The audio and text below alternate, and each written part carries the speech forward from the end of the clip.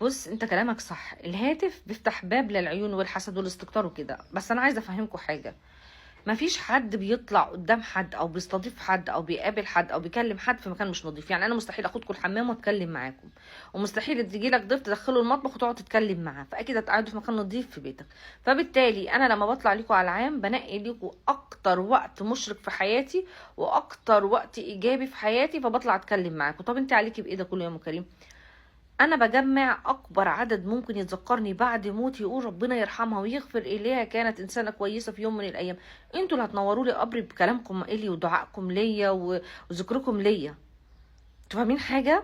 طيب، انا هخاف من الحسد واسيب رب الناس؟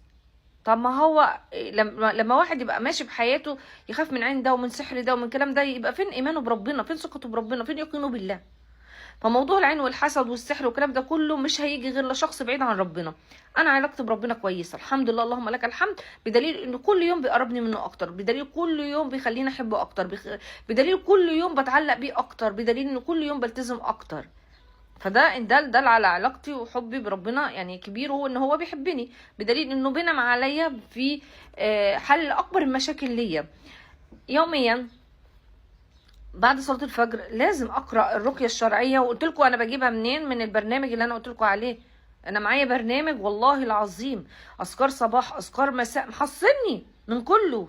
فليه اخاف؟ انا ليه اخاف؟ ده كتاب ربنا وكلام ربنا. البرنامج ده فيه اذكار الصباح واذكار المساء، وفي الرقيه الشرعيه لو ما عرفتش انام بالليل بشغلها وبسمعها، وفي وبعدين شيخ ايه صوته تحفه، فارس العباد، يعني مش اي حد. وبعدين مثلا جيت انا على صحيت من النوم مثلا النهارده في حاجه مش مظبوطه، في حاجه مش تمام فيا، على طول بدور مثلا لو شكيت انه عين او حسد، بدور على رقيه العين والحسد، بروح على طول قاريها على الميه. ما هي قرايه بتقراها وممكن تسمعها، انت حر، لكن انا بقراها على الميه وبشرب انا وبشرب ولادي وبرش بيتي وبظبط بيتي. حسيت انه في حد ممكن يكون ساحر لي، بقرا رقيه السحر. حسيت انه في حد يكون عامل لي معيونه، على طول رقيه الاخراج، على طول رقيه اللهم صل وسلم وبارك على سيدنا محمد. ايا كان اي رقيه انا عايزاها موجوده، مس الجن كله، كله موجود. الميه اهي والتليفون اهو والرقيه في ايدي، بقراها على الميه وبشربها وبتوكل على الله. اليوم بتاعي بيفرق يا جماعه، اليوم بتاعي بيفرق.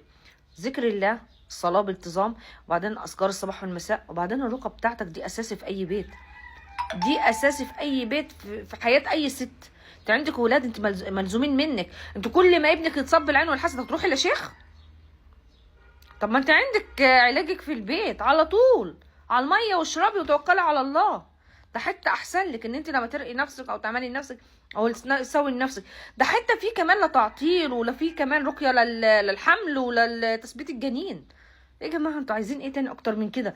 فانا ده هو اللي مكمل لي. اما عين إيه، اما اللي حصل مع البنت، فده حاجة تانية خالص. انا اتحديته لان البنت كانت منهارة وبتبكي، وكان معمولها سحر التفرقة، وهي من ساعة ما شربت الشيء دوت كان وزنها ما شاء الله فوق المية وبقت 60 كيلو، وحالتها صعبة جدا. وانت اكيد سامعاني دلوقتي، وانا بعذرك يعني اعذريني ان انا مش راضية ارد عليكي، بس الصراحة ربنا ما دام ربنا ما يسرنيش ان انا ارد عليكي، فكده ربنا هو بس اللي بينجيني. لاني دايما بسيب اموري كلها على رب العالمين.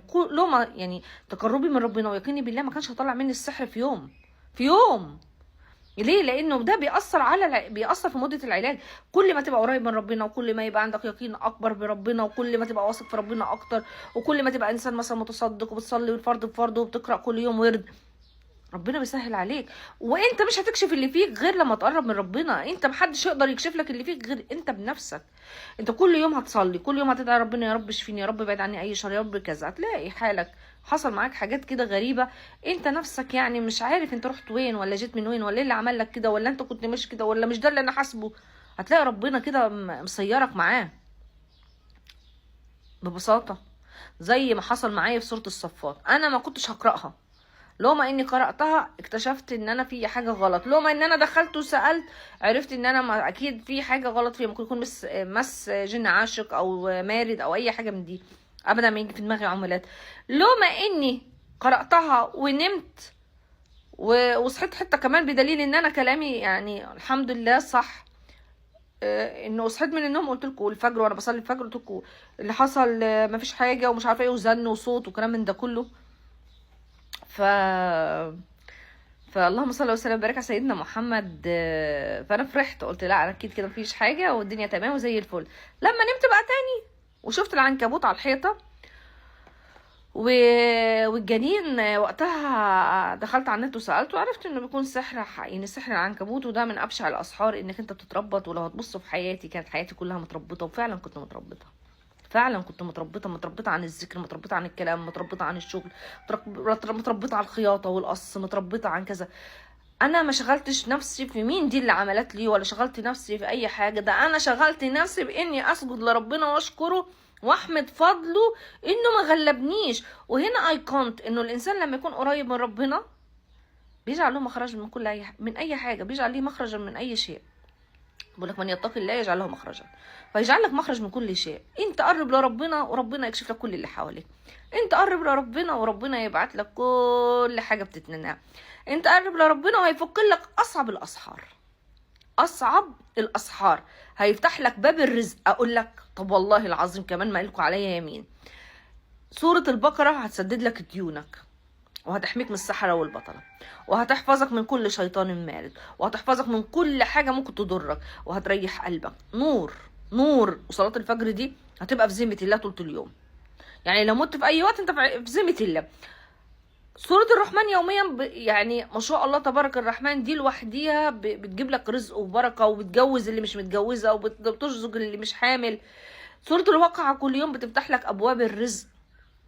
آية الكرسي بتحصنك. فالصراحة أنا مش مفوتة لبرنامج الشيخ فارس عباد الرقى، ولا مفوتة الأذكار، ولا مفوتة المصحف اللي هو قراءة القرآن فيه. وبرنامج ما مش بفلوس، وبرنامج سهل جدا، وبصراحة ربنا بيسهل على الواحد حاجات كتير جدا، ولا لف ولا دوران ولا كلم شيخ زي اللي كلمته البنت اللي شربها حاجة وخلاها من وزن فوق 100 كيلو لوزن 60 كيلو، سلاها وطلقها ودمرها، وما بتنامش الليل والعياذ بالله.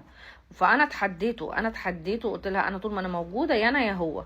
وبالفعل البنت اتحسنت في اول يومين وصار اللي صار. بس اكيد عمرها ما يكون عندها العزم والقوه والاراده زيي انا. وانا بقرا سوره الصفات يا جماعه، انا كان في حاجه في عيني بتعمل كده، وحاجه من زوري بتطلع كانه ضافر. حد فاهم حاجه؟ وكملت. هخاف من ايه؟ انا هخاف من ايه؟ ده ربنا بيكشف لي قاعد حاجه انا مش فاهماها. انا افتكرت انه الجن اللي جوايا ولا في عفريت ولا حاجه هو اللي رافض. انتوا فاهمين حاجه؟ فانت كل ما انت عندك يقين وثقه بالله وقرب بالله اكبر، واي حاجه بعد كده مش هتهتم بيها. وما تخافش من عين الناس طالما انت عامل اللي عليك لرب الناس. اوعى تخاف من حاجه من مخلوق وتسيب الخالق، اوعى. ومية القرآن في بيتنا، نشرب يا جماعة، وصحة وعافية علينا. حد يكره مية القرآن؟ والرقية اهي، والمية اهي، وبقك اهو، والف باء بتعرفوا تقروا. عايزين ايه تاني؟ عايزين ايه تاني؟ ربنا يشفينا ويشفيكم يا رب. بس بالله عليكم تذكروني دايما بالدعوة الحلوة. انا دايما بروح طريق سفر وباجي من طريق سفر، وربنا اللي يعلم اللي رايح من اللي راجع، وربنا يعلم اللي رايح ومش راجع. فانا بقصد باب كريم وبسافر مع امي.